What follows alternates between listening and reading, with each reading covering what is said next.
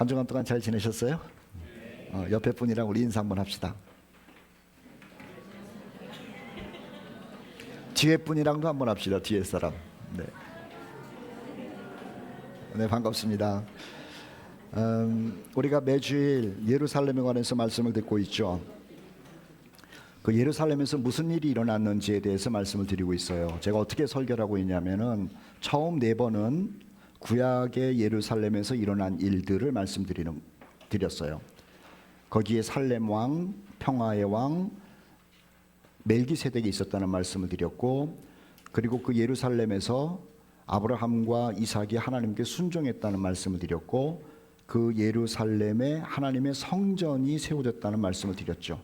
그리고 예루살렘에서 놀라운 부흥의 역사가 있었다는 말씀을 드렸어요.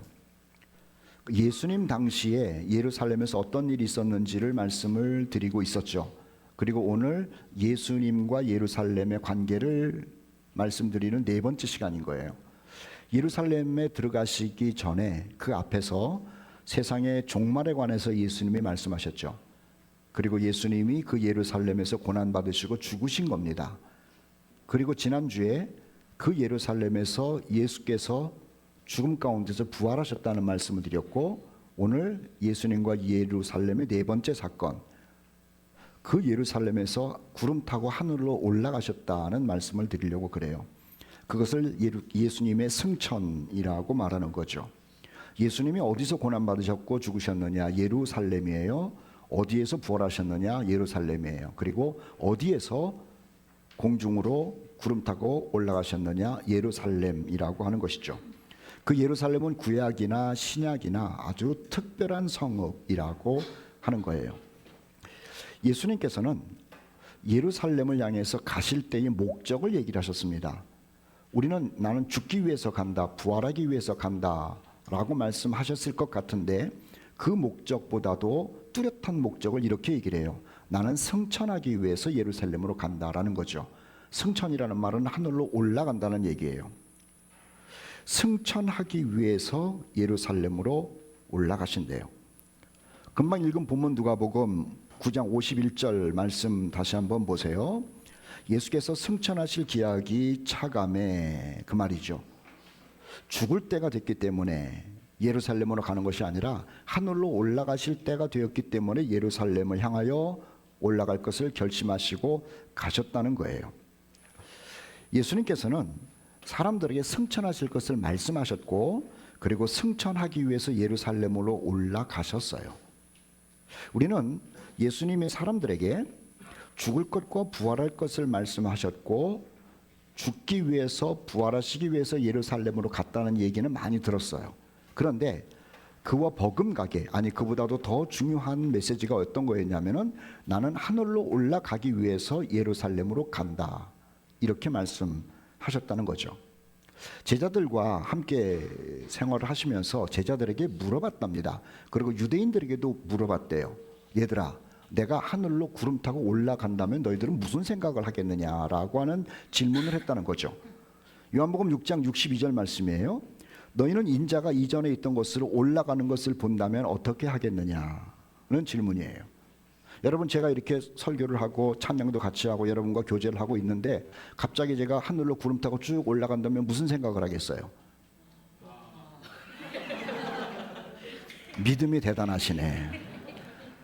제가 이런 얘기를 하면은 뭐 이상한 얘기를 하고 앉아 있어, 무슨 말도 안 되는 얘기를 해, 아예 들을 생각도 안 하고 무슨 소설이나 동화에 나오는 얘기를 하는가 보다 그러고 딴 생각하겠죠. 그런데 예수님이 제자들과 유대인들 앞에서 그랬다는 거예요. 내가 하늘로 올라간다면 어떻게 되겠느냐.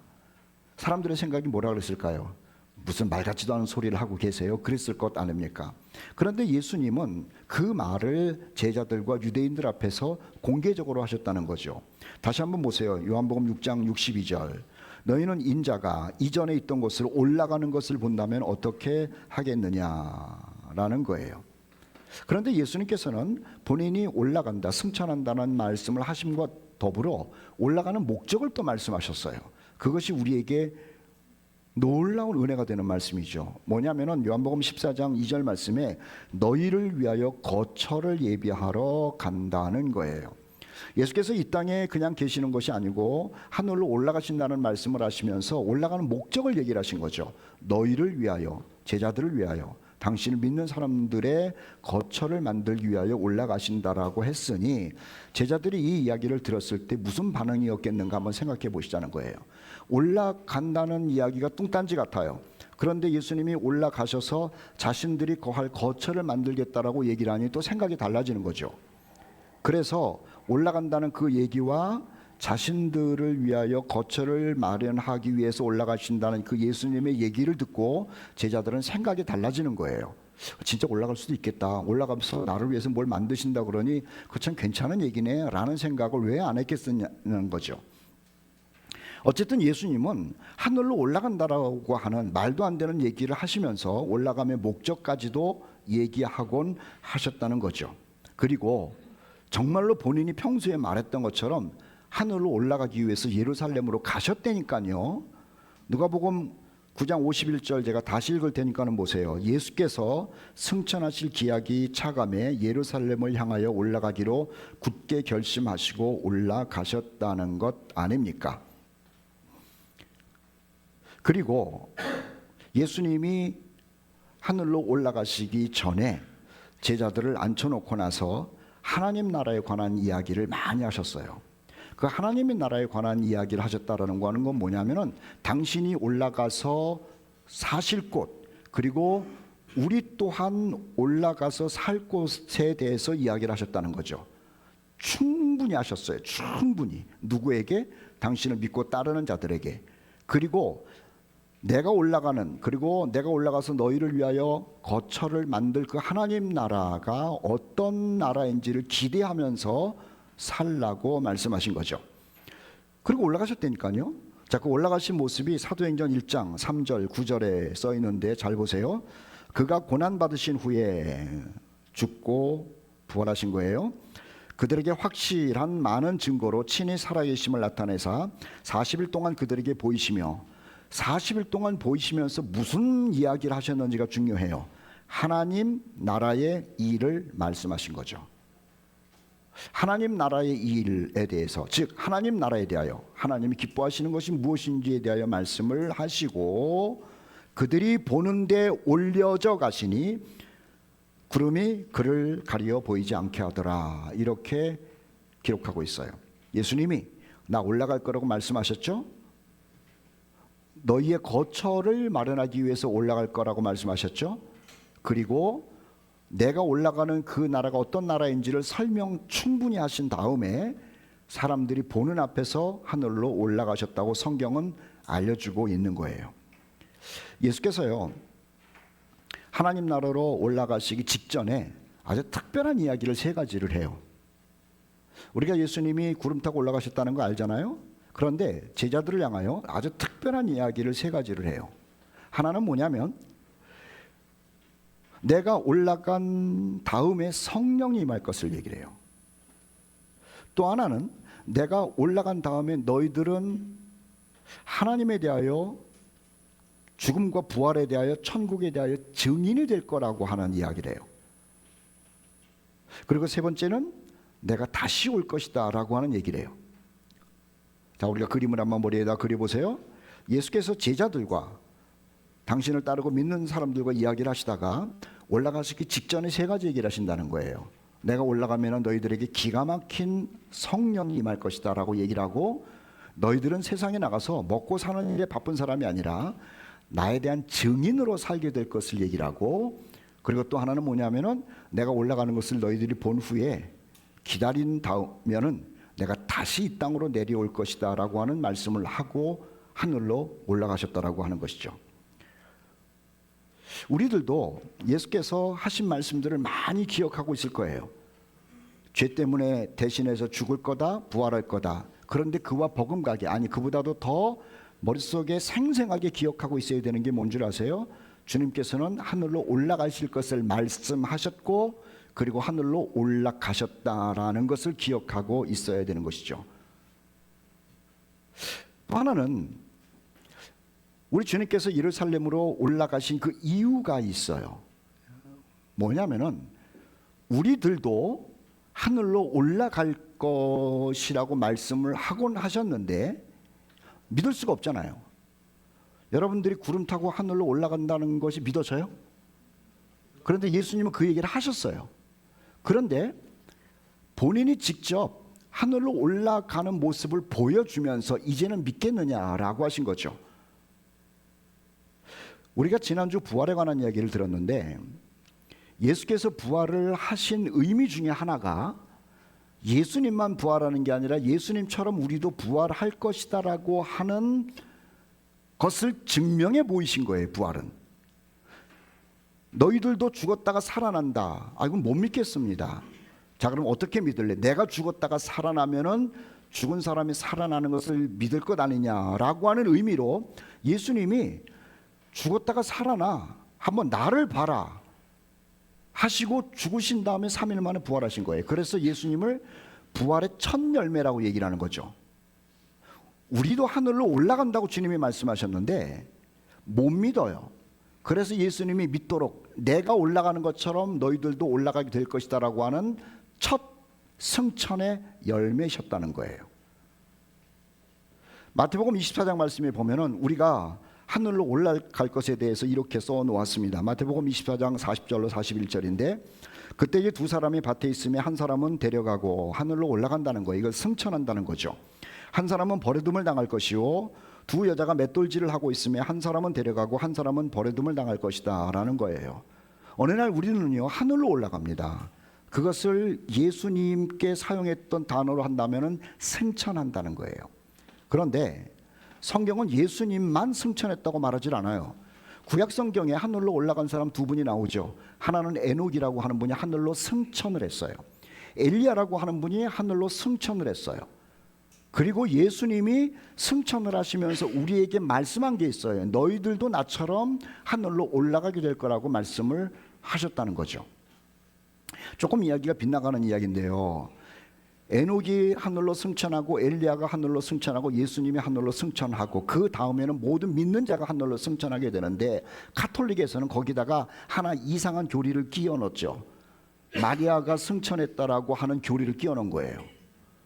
그래서 1950년 11월 1일 날인가 교황 비오 12세가 갑작스럽게 교서를 발표하면서 마리아도 하늘로 승천했다라고 하는 엉뚱한 교리를 만들어내가지고 성경을 무색하게 만든 거죠. 그런 적 없어요.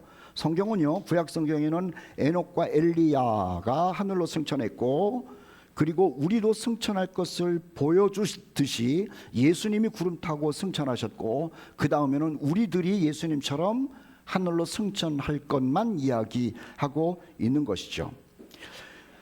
예수님이 승천하는 것을 보니까는요 제자들이 무슨 생각을 했냐면 야 우리도 저렇게 정말 승천하게 될 것이로구나 라는 생각 때문에 갑작스럽게 기쁨이 생긴 거예요. 누가복음 24장 50절 53절 보세요. 예수께서 그들을 데리고 베다니 앞까지 나가사 손을 들어 그들에게 축복하시더니 축복하실 때에 그들을 떠나 하늘로 올라가시니 그들이 그에게 경배하고 큰 기쁨으로 예루살렘에 돌아가 성전에서 하나님을 찬송한다. 왜 기뻤고 왜 찬송하는 줄 아세요? 예수님이 평소에 한 사람은 남지만 한 사람은 하늘로 올라갈 것이다 라고 얘기를 했는데 정말 예수님이 올라가시거든요. 그래서 나도 우리도 예수님처럼 하늘로 올라갈 때가 있구나라는 생각으로 기쁘고 그날을 생각하면서 하나님께 찬송하며 지낸 사람들이 교회 성도들이라고 하는 거죠. 여러분 우리 코너스톤 성도들도 예배 드리다가 올라갈 수도 있고요. 아니면 각각 일터에서 집터에서 살다가 우리 주님이 부르시면 예수님처럼 공중으로 올라가게 될 줄 믿습니다.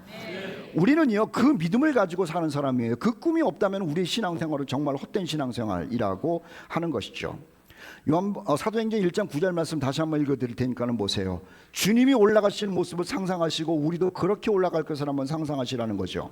그들이 보는 데 올려져 가시니 구름이 그를 가리어 보이지 않게 하더라 이렇게 얘기를 해요. 바울은요 예수님의 승천을 생각하고 그리고 예수님께서 당신을 믿는 자들도 하늘로 올라갈 것이라는 말씀을 생각하면서 사람들에게 얘기를 한 겁니다. 우리가 하늘로 올라갈 날이 있으니 우리가 하늘로 올라갈 날이 있으니 믿음으로 인내하며 살라고 그렇게 얘기를 하는 거예요. 사도행전 4장 17절 말씀인데 우리 살아남은 자들도 그들과 함께 구름 속으로 끌어올려 예수님의 단어와 연결시킨다면 승천한다는 거죠.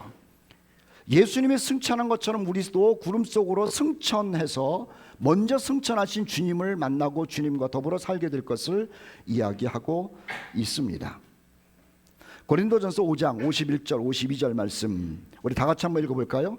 세상 사람들이 모르는 얘기니까는 말을 해도 이해를 못하니까는 비밀이라는 말로 표현했어요. 같이 읽어보겠습니다. 고린도전서 5장 51절 52절 시작. 보라 내가 너희에게 비밀을 말하노니 우리가 다 잠잘 것이 아니요 마지막 나팔의 순식간에 홀연히 다 변화되리니 나팔 소리가 나매 죽은 자들이 썩지 아니할 것으로 다시 살아나고 우리도 변화되리라. 변화된 몸으로 예수께서 하늘로 올라가신 것처럼 우리가 올라갈 때도 예수님과 같이 변화된 모습으로 하늘로 승천할 것을 알려주는 성경 구절이라고 하는 것이죠. 우리 예수님이요 이 땅에서 고난받으시고 죽으셨어요.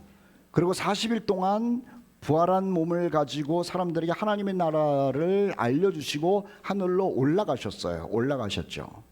그 올라가셔서 어디에서 뭘 하고 계시냐는 거예요. 어디에 계시느냐? 하나님 우편에 계시대요. 그런데 죽으신 다음에 하늘로 올라가셔서 하나님 우편에 계신다는 이야기가 신약에서 처음 나온 것이 아니라 구약에서 이미 예수님에 대하여 예언을 해놨다는 거죠. 예수님의 죽음을 부활을 구약에서 예언했던 것처럼 예수님의 승천도 구약에서 예언을 해놨고 예수님이 승천해서 하나님 우편에 앉아 계실 것까지도 구약에서 예언을 해놓았던 이야기예요. 시편 110편 1절 말씀 보세요. 여호와께서 내 주에게 말씀하시기를 예수님을 얘기를 합니다. 내가 내 원수들로 내 발판이 되게 하기까지 너는 내 오른쪽에 앉아 있으라 하셨도다. 다시요. 여호와께서 내 주 예수님을 얘기를 하는 거예요. 예수님에게 말하기를 내가 내 원수들로 내 발판이 되게 하기까지 하나님께서 마귀와 귀신들을 심판할 때까지는 어디에 계시느냐? 예수님이 내 오른쪽에 앉아 있으라 하셨도다. 이미 예언된 거죠. 그리고 예수님도 친히 말씀하셨어요. 누가복음 22장 69절 읽을 테니까는 보세요. 공회원들 앞에서 이제부터는 내가 인자가 하나님의 권능의 우편에 앉아 있으리라. 예수님도 얘기를 하셨어요. 그 구약에서도 예수님이 승천하셔서 하나님 우편에 계실 것을 미리 말씀하셨고 예수님 스스로도 내가 죽고 부활한 다음에 하늘로 올라가서 하나님 우편에 앉아 있을 것을 말씀하셨고 그리고 스데반이 그걸 봤어요. 돌에 맞아 죽을 때 눈을 들어서 하늘을 보니까 하나님 우편에 예수님이 계시더라는 거예요. 바울이 얘기를 해요. 예수께서 부활하셔서 하늘로 올라가셔서 하나님 우편에 계시다고 얘기를 해요. 골로새서 3장 1절이죠. 이건 바울이 한 얘기예요. 거기는 그리스도께서 하나님 우편에 계시는 곳이라는 거죠. 예수님의 수제자가 누구죠? 베드로예요. 베드로도 얘기를 해요. 베드로전서 3장 22절. 그는 하늘에 오르사 하나님 우편에 계시다라고 얘기를 해요. 그런데 왜 좌측이 아니고 우측인지 그거는 잘 모르겠어요. 근데 어쨌든 간에 구약도 그렇고 예수님 스스로도 말씀하셨고 스데반이 본 것도 그렇고 바울이 얘기하는 것도 그렇고 베드로가 얘기하는 것도 그렇고 히브리서에서는 수많은 구절들이 우리 주님은 승천하셔서 하나님 우편에 계시다는 거예요. 그 우편에서 뭘 하시느냐? 첫째는요, 그분이 대제사장으로서 계시고요. 두 번째는 우리를 위하여 기도하시고요. 세 번째는 이 땅에 다시 온다고 말씀하신 것을 준비하고 계시더라고 하는 거죠. 다시 들으세요. 우리 주님께서 이 땅에서 고난받고 죽으셨어요. 그래서 죄 문제를 다 해결하셨어요. 부활하심으로 말미암아 인간은 죽어도 살아난다라고 하는 것을 증명해 보이셨어요. 그리고 하늘로 올라가셨죠. 하늘로 올라가시면서 첫째는 너희들도 하늘로 올라갈 것을 얘기를 하셨고 그리고 올라가셔서 하나님 우편에서 무엇을 하시느냐는 거예요. 세 가지 하신다고요. 대제사장 역할 하시고 우리를 위하여 기도하시고 그리고 다시 오실 준비를 하고 계시는 거죠. 히브리서 8장 1절 말씀 읽을 테니까는 보세요. 지금 우리가 하는 말의 요점은 이러한 대제사장이 우리에게 있다는 것이라. 그는 하늘에서 지극히 크신 이의 보좌 우편에 앉아 계신다라는 얘기를 하는 거죠. 우리는 여기서 세상에서의 삶을 살고 있어요. 학교를 다니기도 하고 또는 친구들과 교제를 하기도 하고 사업을 하기도 하고 뭐 이렇게 저렇게 살아가요. 그런데 우리는 이렇게 살아가고 있지만은 우리의 구원자 되시는 예수님은 지금 하나님 우편에서 우리를 위한 중보자가 되고 계신다는 거예요. 중보자가 뭔지 아세요? 변호사라는 거예요. 쉽게 얘기를 하면은. 여러분 살아가는 데는요 굉장히 문제가 많습니다. 뭐 경제적인 문제, 어떤 뭐 폭력의 문제, 뭐 등등등 굉장히 문제가 많죠. 그런 문제들을 해결하기 위해서 누가 항상 필요하냐면은 변호사가 필요하다는 거예요. 우리야 뭐 변호사 만날 일이 사실은 별로 없어요. 그런데 큰 일을 만나고 나면 이해관계 문제를 만나고 나면은 다른 사람 찾지 않습니다. 변호사를 찾는 거예요. 그런데 시원치 않은 변호사들이 있다니까요. 돈만 받아먹고 해결도 못하는. 그런데 아주 탁월한 변호사가 있어요. 세상에도 탁월한 변호사가 있지만은요 우리의 인생의 문제를 하나님 앞에서 변호해주고 해결해주는 그 변호사가 예수님으로 지금 성경에 기록되어 있는 거예요. 하나님은요 우리를 모두 불꽃 같은 눈으로 쳐다보고 계시죠. 여러분이 지난주 한 주일 동안 살았던 것, 생각했던 것, 누구를 만났던 것, 또 무슨 일을 했던 것, 선한 것, 악한 것을 다 하나님께서 일일이 다 보고 계시는 거죠. 그러면 하나님은 저와 여러분의 삶을 보시고 무슨 생각을 할까요? 화가 나시는 거예요. 어떻게 일주일 동안 그렇게 살았냐는 거죠. 여러분들이 여러분 스스로 산 것을 생각해도 화가 나죠. 자수하시라고.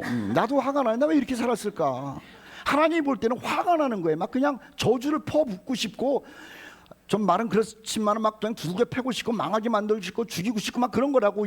우리 자녀들이 잘못할 때 그런 생각 들어요, 안 들어요? 근데 우리 자녀들이 잘못한 것은 사실 몇 개 발견한 게 없어요. 그런데 하나님께서는 우리의 일거수일투족 생각까지도 다 보고 계시니 그분이 얼마나 화가 나가지고 진노하시겠냐고. 그런데 변호사가 있어요. 그분이 누구예요? 하나님 우편에 딱 달라붙어 가지고 변호 역할을 하는 거예요. 하나님 그래요. 코너스톤의 아무개가 보면 죄를 졌어요. 하나님 화 나실 만도 하네요. 그렇지만 우리 주님이 나서서 변호해 주는 거예요. 뭐 무슨 이유가 있어서 죄를 지었습니다 이렇게 하는 게 아니라 그 형제가 그 자매가 하나님의 진노를 살 만큼 죄를 지었습니다마는, 그리고 죄값을 받아야 됩니다마는, 하나님 내가 대신 죄값을 받지 않았습니까? 그러니 화내지 마셔야 됩니다 라고 얘기를 하는 거예요. 그래서 하나님 우편에 계신 최고의 변호사 대제사장이 계시다는 것이고, 하나님 우편에서 우리를 향한, 우리를 위한 중보자 대제사장 역할을 하고 계시다는 거죠. 그러므로 사랑하는 성도 여러분, 세상에 나가서 정말 비참하게들 사셨네. 내가 보니까 하나님이 다 알고 계시다고. 그렇지만 안심하세요. 진짜라. 이건 다 같이 한번 아멘 하셔야 돼요. 그렇게 사셨어요. 좀 미안하죠? 안심하세요. 왜냐하면은 나는 내가 산 것 자체가 싫은데 이런 나를 위하여 대신 죽으셨다라고 하는 예수께서 하나님 우편에서 내가 죄값 치렀다라고 계속해서 말씀하고 계시니 안심하라는 거라. 우리는 그 예수님을 붙들고 있는 거예요. 히브리서 4장 말씀에 보면 아주 끔찍한 얘기가 나와요. 12절 13절 말씀인데 잘 보세요. 하나님의 말씀은 살아있고 활력이 있어 좌우에 날이 바짝바짝 선 어떤 검보다도 예리하여 혼과 영과 및 관절과 골수를 찔러 쪼개기까지 하며 또 마음의 생각과 뜻을 판단하나니 지으신 것이 하나도 그 앞에 나타나지 않음이 없고 우리의 결산을 받으실 이의 눈앞에 만물이 벌거벗은 것 같이 드러나리라. 이건 뭐냐면 빼도 박도 못한다는 거예요. 빼도 박도 못해요. 그런데 큰일 났네. 뭐 날선 검을 가지고 나의 생각도 골수도 어쩌고 저쩌고 뭐 큰일 났네. 큰일 났죠. 큰일 났는데 그 다음 구절이 너무너무 복된 구절이라고 하는 거예요. 히브리서 12장 14절 말씀 다 같이 읽어보겠습니다. 시작. 우리에게 큰 대제사장이 계시니 승천하시니 곧 하나님의 아들 예수시라. 우리가 믿는 도리를 굳게 잡을지어다. 죄는 내가 졌는데 이 죄를 처리하신 분이 예수님이기에 그 예수님을 굳게 잡을지어다, 이 얘기를 하는 거라. 그래서 우리는 예수님을 믿고 이 모양으로 살아도 당당한 이유가 있는 거예요. 나의 죄를 대신해서 죽으신 예수님이 하나님 우편에서 나를 변호하고 계시니 말입니다. 히브리서 3장 11절 말씀도 같이 한번 읽어보도록 하죠. 시작. 함께 하늘의 부르심을 받은 거룩한 형제들아, 우리가 믿는 도리의 사도시며 대제사장이신 예수를 깊이 생각하라. 사람들은요, 자기가 지은 죄를 깊이 생각해요. 이상해요. 자기가 지은 죄, 자기가 넘어졌던 것, 자기의 연약한 것, 자기의 못된 것, 자기의 악한 성품, 이것을 깊이 생각해요. 여기에는 희망이 없어요. 그런데 성경은 누구를 생각하라고 그래요? 예수를 깊이 생각하라. 그 우리가 굳게 붙드는 예수님, 우리가 깊이 생각하는 그 예수님이 죄를 졌음에도 불구하고 우리를 온전히 구원하실 수 있다라고 얘기를 하는 거예요. 히브리서 7장 25절을 제가 읽으면은 큰 소리로 아멘 하세요. 자기를 힘입어 하나님께 나아가는 자들을 온전히 구원하실 수 있으니. 승천하셔가지고 하나님 우편에서 계신 예수님이 우리의 중보자 대제사장의 역할을 하신다라고 하는 것이 복음이죠. 또 하나는요, 우리의 허물을 보시면서 중보자 역할, 변호사 역할 하시는 것뿐만 아니라 우리를 위해서 매일 기도하신대요. 매일만 하시겠습니까? 늘 기도하시지. 어제 저녁에 제가 어떤 자매랑 한참 동안 얘기를 했어요. 근데 그 자매가 저하고 얘기를 하면서 무슨 얘기를 하냐면, 목사님 저를 위해서 기도해 주세요 그러더라고요. 왜 그렇게 못 믿는지 모르겠어요. 내가 기도한다고 그러는데. 저녁에 또 저희 집으로 전화 왔어요. 그래서 무슨 얘기를 하다가, 목사님 저를 위해서 기도해 주세요. 내가 아까 만나가지고 기도한다 그랬는데 전화로 해가지고 또 기도해 달라고. 그런데 제가 기도한다고 그러면 좋은가 봐요. 좋은가 봐. 진짜로. 좋아요 안 좋아요? 아니, 제가 여러분들을 위해서 매일 기도하니까는 그냥 계속 좋아하셔도 된다고. 그런데 이 하찮은 제가 기도하는 것도 위로가 되고 기분이 좋은데, 하나님의 아들이 하나님 우편에서 딱 달라붙어가지고 나는 하나님 멀어. 근데 예수님 하나님 우편에서 뭘 하시느냐? 우리를 위하여 기도하신대. 로마서 8장 34절 말씀도 우리 같이 한번 다 같이 읽고 큰 소리로 하면해요. 시작. 죽으실 뿐 아니라 다시 살아나신 이는 그리스도 예수시니 그는 하나님 우편에 계신 자요 우리를 위하여 간구하시는 자신이라. 세상에 어떻게 그냥 예배당 와가지고 하나님께 기도하는 것도 아니고 골방에서 기도하는 것도 아니라 하나님 가장 가까이에서 우리를 위하여 기도하시는 분이 누구라고요? 승천하신 예수님이라고 하는 거라. 그러니 여러분의 연약함과 여러분의 부족함과 여러분의 속상함과 여러분의 답답함과 여러분의 꿈과 여러분의 인생을 위하여 하나님 우편에서 우리 예수님이 기도하시는 줄을 알고 그것 생각하면서 믿음으로 굳게 담대하게 전진하시는 여러분 되기를 축복합니다. 저도 기도를 하는데 저나 여러분이나 다 비슷비슷해. 기도 잘해요 못해요? 나는 세상에 설교는 1시간 하겠어. 근데 기도를 1시간 하라고 그러면 잘 안 되더라고. 성경 공부는 제가 2시간도 하죠. 여러분들이 배가 고파가지고 사실 일찍 끝나지 3시간 4시간도 저는 할 수 있어요. 그런데 기도는 그렇게 힘들어. 또 하나는 내가 기도를 하고 제대로 하는 건지 제대로 안 하는 건지 그것도 잘 모르겠어. 인간이 그런 거야. 그런데 기도를 제대로 하는지 못하는지 나도 모르고 있는데 내 기도가 엉터리 기도라는 걸 하나님도 아셔. 로마서 8장 26절 보세요. 다 여러분 얘기고 내 얘기입니다. 코너스톤 성도들은 마땅히 기도할 바를 알지 못하나. 뭘 또 아멘을 하셔. 우리 성도들은 마땅히 기도할 바를 알지 못하나, 그거야. 우리가 기도하는 게 하나님 좀 편리하게 해주세요, 뭐 이거 넘어가질 않더라고. 하나님 좀 풍성하게 해주세요, 안 아프게 해주세요, 성공하게 해주세요, 속상함 일 없게 해주세요, 인간관계 잘하게 해주세요. 다 그거예요. 그 이상 넘어갈지를 못해. 그런데요, 우리 주님께서는 내가 기도하는 건 말고 진짜 중요한 기도를 하나님 우편에서 하신대. 로마서 8장 27절 말씀, 하나님 우편에 계신 우리 예수님께서 하나님의 뜻대로 성도를 위하여 간구하심이니라. 제가 또 읽을 테니까는 아멘 하세요. 하나님 우편에 계시는 예수님께서는 하나님 뜻대로 코너스톤 성도들을 위하여 간구하시느니라. 여러분들의 이름을 집어넣고 한번 불러보시라고. 하나님 우편에 계시는 예수님께서는 나 아무개를 위하여 간구하시느니라. 성경을 근거로 해가지고 예수님께서 하나님 우편에서 우리를 위하여 무슨 기도를 하실까 생각해 봤어요. 사실은요, 우리 믿음을 위해서 기도하는 게 제일 많으실 거라고. 이렇게 신앙생활을 오래 했는데도 내 믿음이 갈대 같거든. 나도 나를 알아. 저도 나를 갈대 같다고 생각하니 여러분들은 얼마나 갈대 같겠어. 그런데 이 갈대같이 흔들리는 내 믿음 하나님 굳건하게 해주세요. 굳건하게 해주세요. 세상 속에서 믿음 잃어버리고 예수님 잃어버리고 엉터리로 살고 있는 그 의심 많은 저 성도 하나님 믿음으로 굳게 해주세요. 그게 예수님의 첫 번째 기도인 것 같아. 하나님 저 성도가 다 충성하게 해주세요. 헌신하게 해주세요. 위대한 사람 되게 해주세요. 하나님을 위해서 큰일 하게 해주세요. 그게 아니고요, 인간은 조속으로 변하는 사람이라 어제 믿음이 오늘 지키는 게 아니고 오늘의 믿음이 내일 지키는 게 아니에요. 그래서 제일 중요한 게 뭐예요? 믿음이거든. 하나님 믿음 생활 잘하게 해주세요. 주님이 그렇게 기도하실 것 같아.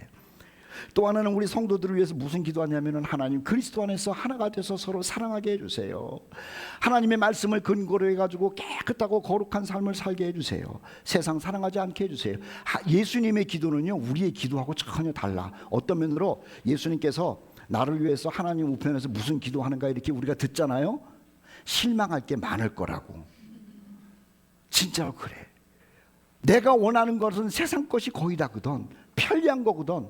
잘 되는 거거든. 근데 주님은 그 기도를 안 하시고 하나님 환난 가운데서도 이길 수 있는 믿음을 주세요. 하나님 의를 위하여 핍박을 받는 사람이 복이 있다고 그랬는데 저 핍박도 좀 많이 받게 해주세요. 주님 그런 기도하지 않을까? 사랑하는 성도 여러분, 우리는 우리의 기도를 하나님께 드리지만은 우리의 기도를 옆에서 들으시는 예수께서 우리의 기도를 걸러서 하나님께 바른 기도, 하나님이 기뻐하시는 기도, 우리의 영 주시는 줄을 알고 그 주님을 깊이 생각하며 그 주님을 깊이 붙들고 살아가는 우리 코너스톤 성도 되시기를 예수님의 이름으로 축복합니다. 또 하나, 예루살렘에서 승천하셔서 하나님 우편에 계신 예수님이 뭐 하시느냐고요?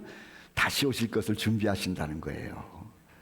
가실 때 그러지 않았습니까? 요한복음 14장 2절, 내가 너희를 위하여 거처를 예비하러 간다. 그리고 요한복음 14장 3절에 가서 너희를 위하여 거처를 예비하면 내가 다시 와서 너희를 내게로 영접하여 나 있는 곳에 너희도 있게 하리라. 하나님 나라의 일을 말씀하셨죠. 그 하나님 나라의 일을 말씀하시면서 야 좋다 생각하고 있는데 거기에 거처를 만들어 놓으신다는 거라. 그리고 다시 와서 우리를 그곳으로 데리고 가신다라고 한 것처럼 지금 하나님 우편에서 이 예수님이 바쁘셔요. 좀 바쁘셔. 뭐 때문에 바쁠까? 그렇지, 집 짓느라고 바쁘셔. 그럼 빨리 올라가셔가지고 도와드려도 괜찮아.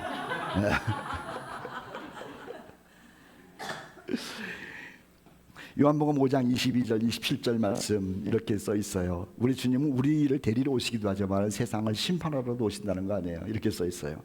아버지께서 아무도 심판하지 아니하시고 심판을 다 아들에게 맡기셨는데 인자됨으로 말미암아 심판하는 권한을 하나님이 줬고 나는 가지고 있다.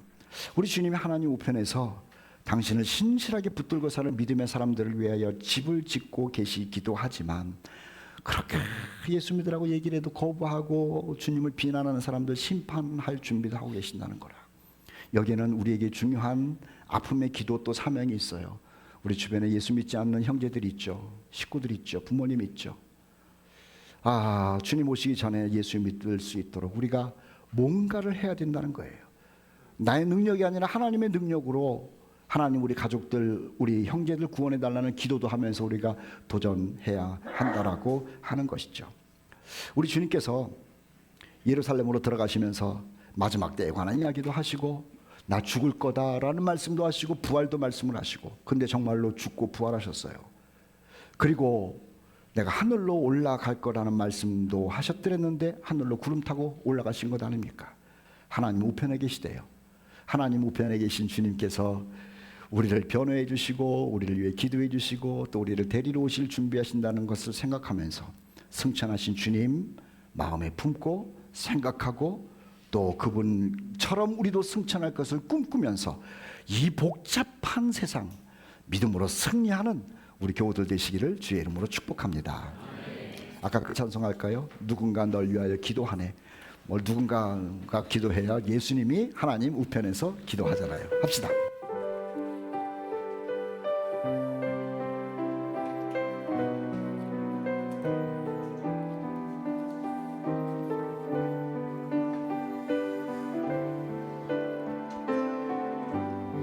당신이 지쳐서 당신이 지쳐서 기도할 수 없고 눈물이 빗물처럼 흘러내릴 때 주님은 아시네 당신의 약함을 사랑으로